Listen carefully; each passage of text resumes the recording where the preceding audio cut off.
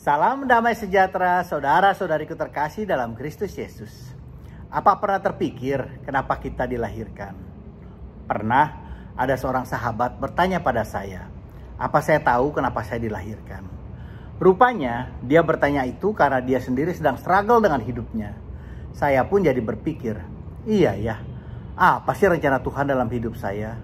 Saya langsung mencoba untuk merenung, bertanya pada diri saya sendiri, rencana dan tujuan hidup saya. Namun sulit untuk mendapatkan jawaban yang pasti karena setiap saat berubah-ubah. Hingga beberapa tahun lalu saya bertemu seorang family yang bekerja pada suatu perusahaan obat terkenal di Amerika Serikat. Dan dia sedang melakukan research untuk menemukan obat kanker yang baru. Dan dia menjelaskan cara bekerjanya dengan detail.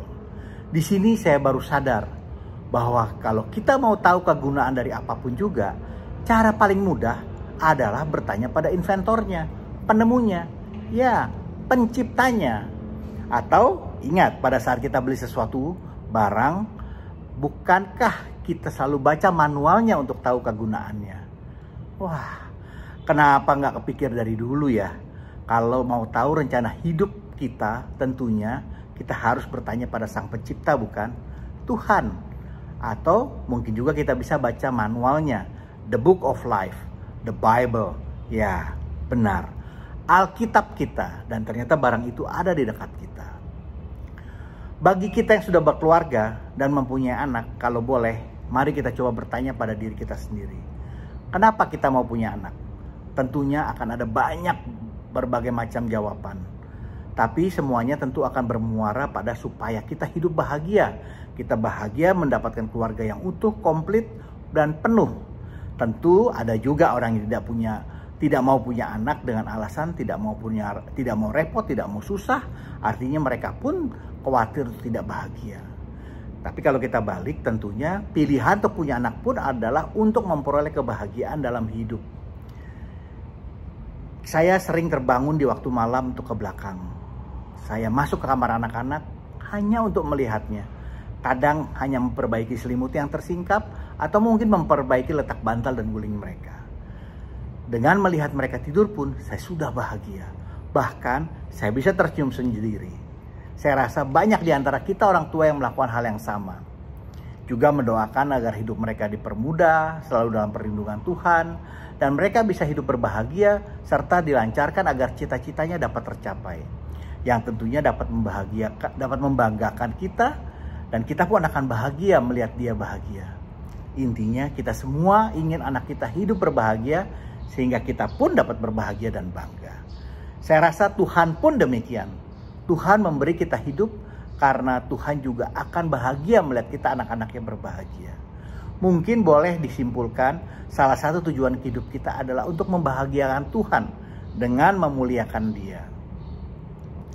Kita semua juga tahu ringkasan dari Alkitab ada di Matius 22 ayat 37 dan 39. Kasihilah Tuhan Allahmu dengan segenap hatimu dan dengan segenap jiwamu dan dengan segenap akal budimu.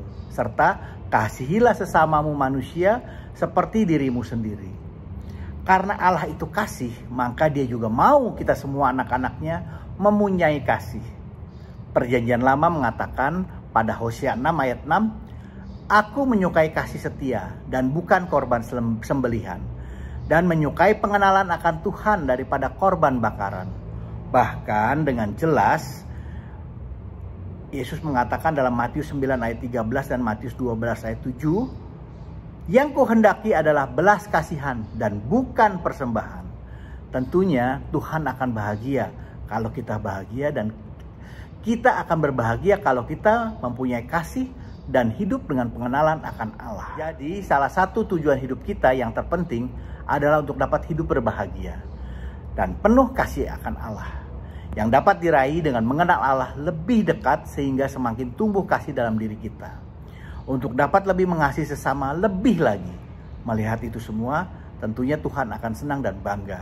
Dengan membuat Tuhan bangga, kita jadi mempermuliakan namanya.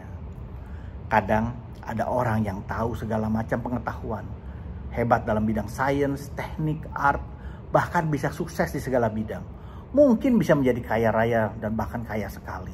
Tapi bila tidak mengenal Allah dan tidak memiliki kasih, Atau setiap hari bukan semakin mengenal Allah, tapi semakin tidak mengenal Allah.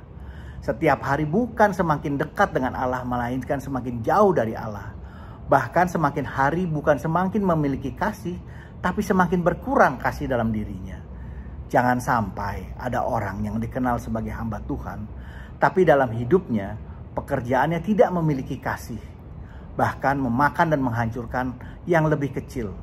Apa orang seperti ini masih dapat dikatakan hamba Tuhan? Tentunya jangan menjadi batu sandungan. Kita harus membahagiakan Tuhan, memuliakannya, bukan mempermalukannya. Bagaimana kita bisa mengetahui kalau kita mengenal atau tidak mengenal Tuhan? Mungkin kita bisa rasakan bila kita merasa ada kekhawatiran, ketakutan, keraguan, maka dapat dijadikan indikator bahwa relasi kita dengan Tuhan sedang ada masalah. Seberapa dekat kita mengenal Allah, bisa saja suatu saat kita intim dengan Tuhan, di saat yang lain memudar. Nah, inilah saatnya kita memperbaikinya. Mungkin ada baiknya juga kalau setiap hari, setiap pagi bangun tidur, kita berdoa dan mohon pada Tuhan, Allah, bantu saya dapat mengenalmu lebih baik lagi dan dapat mengasihimu lebih banyak lagi setiap hari. Ingat, sejak kita dilahirkan, otomatis kita menjadi warga dunia ini. Tapi untuk menjadi warga kerajaan adalah pilihan. Kita harus memilih untuk menjadi anaknya. Dan itu semua butuh perjuangan setiap hari. Dan tentunya kita tidak mampu melakukan sendiri. Tetapi dengan pertolongan dan pendampingan dari Tuhan, maksudnya Roh Kudus, kita dapat melakukan itu semua. Nah, bila ada masukan, tolong berikan komentar. Jangan lupa di like dan subscribe. Dan juga di-share agar kita dapat saling memberkati. Amin. Tuhan Yesus memberkati kita semua.